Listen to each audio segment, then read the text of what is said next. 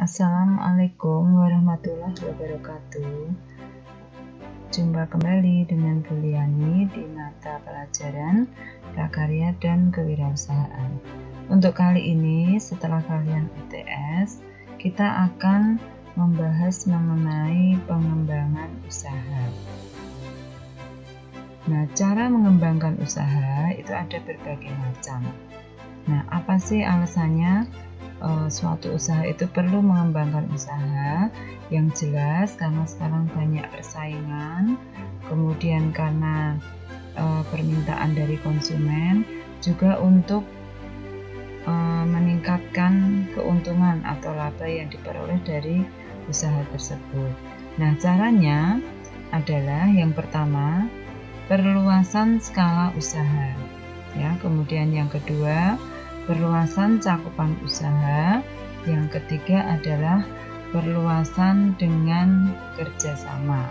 Ya, nanti akan kita bahas satu persatu dari cara pengembangan usaha tersebut. Oke ya, kita mulai. Nah, perluasan skala usaha itu sendiri bisa dilakukan, yaitu yang pertama dengan menambah kapasitas mesin. Jadi suatu usaha perkembangannya misalnya yang pertama kali membuka usaha, kemudian dia menggunakan mesin-mesin yang masih tradisional, kemudian dia meningkatkan dengan mesin-mesin yang lebih canggih, kemudian kedepannya lebih bagus lagi. Hal itu dilakukan untuk memproduksi suatu produknya agar bisa maksimal. Kemudian dengan menambah jumlah tenaga kerja. Jumlah tenaga kerja ini akan disesuaikan dengan jumlah kebutuhan dari suatu usaha.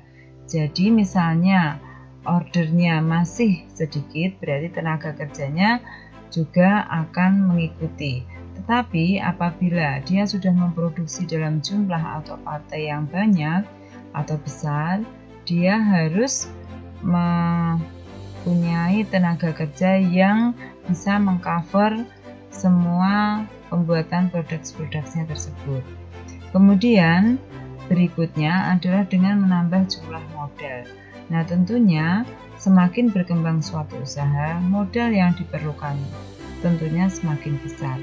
Nah, dengan order yang cukup banyak atau produksi yang akan dia hasilkan cukup banyak, maka modal dalam rangka untuk jalannya usaha itu pun akan menjadi besar juga.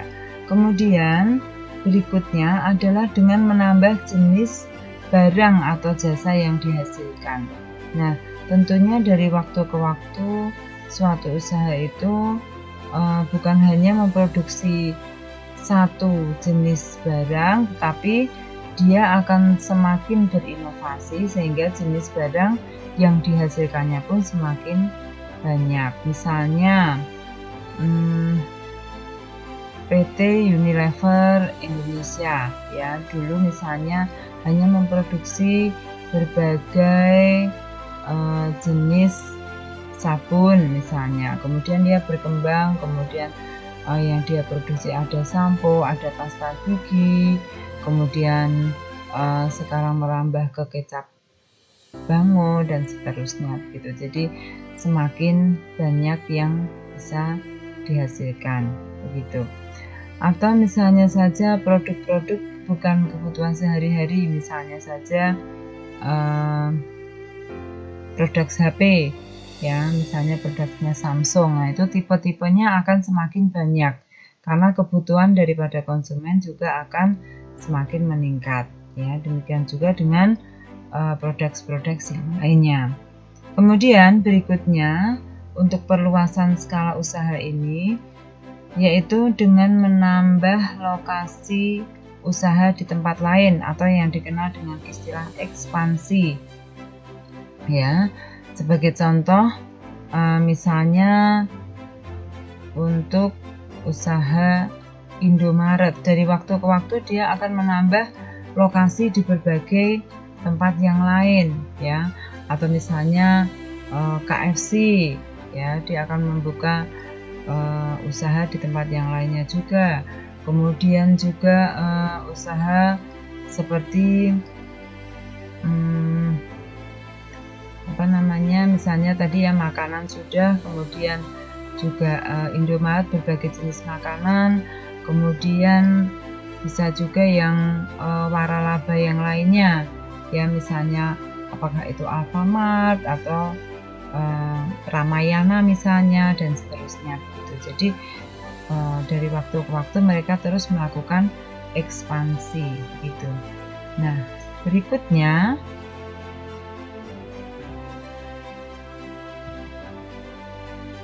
kita akan membahas mengenai perluasan cakupan usaha ya. Nah, hal ini bisa dilakukan yaitu dengan pengembangan berbagai jenis produk yang baru dan bervariasi. Di sini Bu Liani berikan contoh ya, PT Unilever dengan produk-produknya ya, misalnya berbagai jenis sabun, kemudian berbagai jenis sampo, kemudian misalnya saja di sini juga ada pasta gigi dan seterusnya. Jadi di sini digambarkan bahwa Unilever itu bisa memproduksi berbagai jenis produk yang baru dan bervariasi. Kita ambil contoh saja misalnya produk Pepsodent. Pepsodent itu sendiri juga bukan hanya satu jenis tapi berbagai macam jenis ya. Kalian untuk lebih jelasnya nanti coba kalian buka di internet.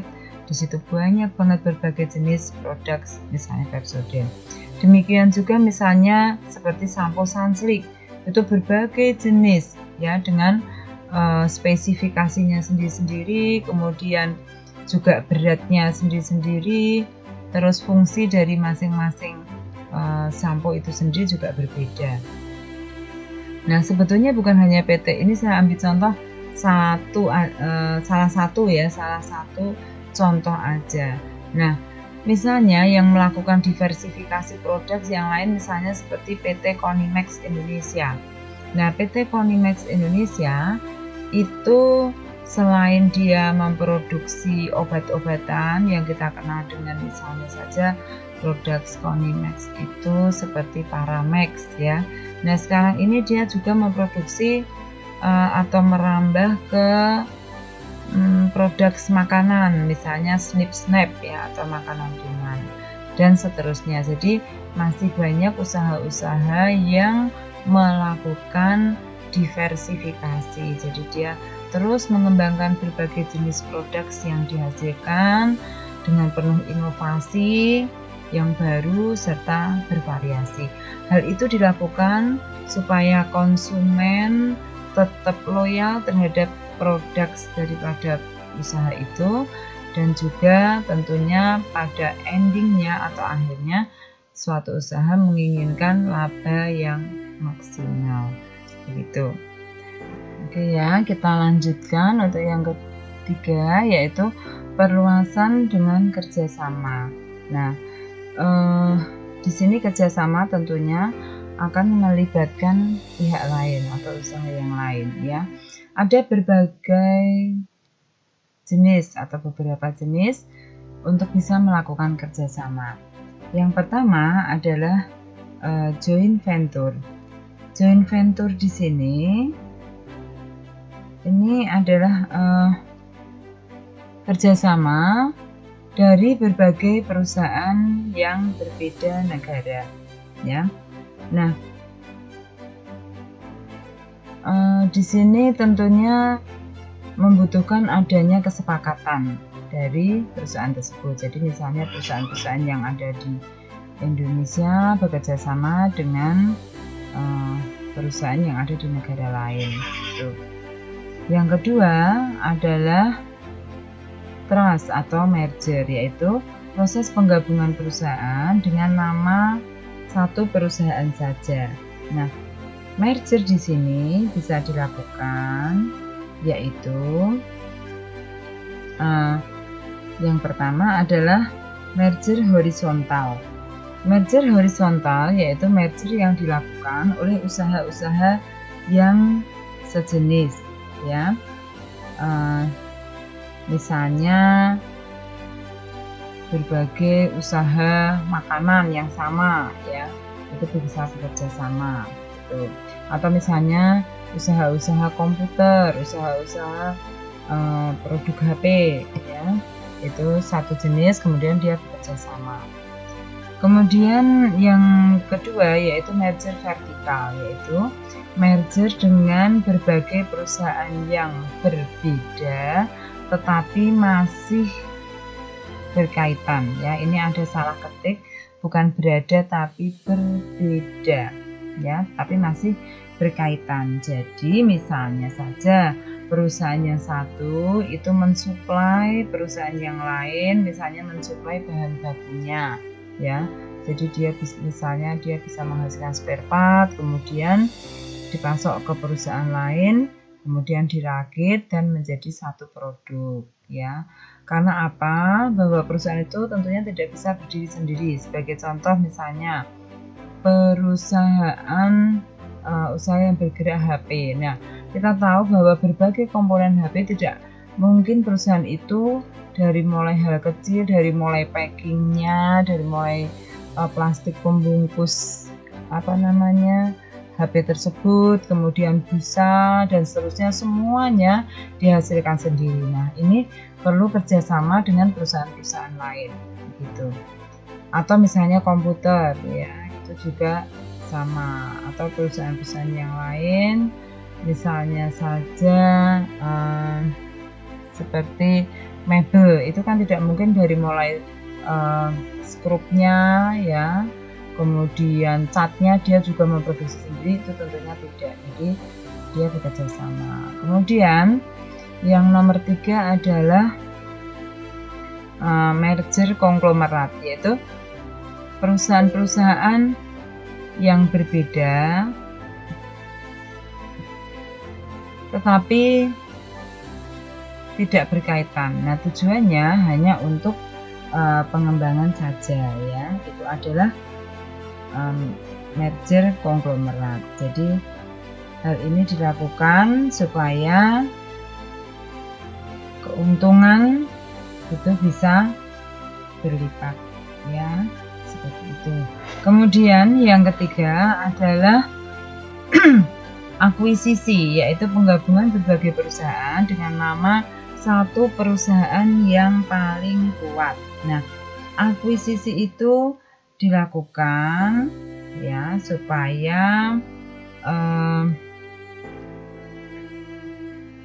perusahaan-perusahaan yang kecil itu akan semakin kuat karena adanya topangan dari perusahaan yang besar. Nah, tapi namanya adalah dengan menggunakan perusahaan yang besar tersebut. Kemudian sindikat, yaitu kerjasama orang yang melakukan proyek khusus berdasarkan perjanjian. Jadi hal ini dilakukan karena adanya kesepakatan dari kedua belah pihak untuk melakukan perjanjian tersebut. Yang kelima adalah kartel, yaitu kesepakatan tertulis antara perusahaan yang sejenis untuk mengatur dan mengendalikan berbagai hal, misalnya seperti harga, wilayah pemasaran, dan lain-lain. Nah, ini dilakukan supaya keuntungannya semakin besar tetapi bisa menekan persaingan, seperti itu, ya. Demikian keterangan dari Bu Liani, semoga bisa kalian mengerti. Nah, apabila ada yang ingin ditanyakan, kalian langsung WA ke Bu Liani. Untuk minggu ini tidak ada tugas, ya. Saya akan memberikan tugas minggu depan. Jadi minggu depan saya akan melanjutkan materi dulu, yaitu mengenai bagaimana memanajemen suatu usaha dengan baik supaya bisa mengembangkan usahanya dan bisa melakukan kerjasama itu dengan maksimal. Demikian materi kali ini, ya. Tetap sehat, tetap semangat, sampai ketemu minggu depan. Wassalamualaikum warahmatullahi wabarakatuh.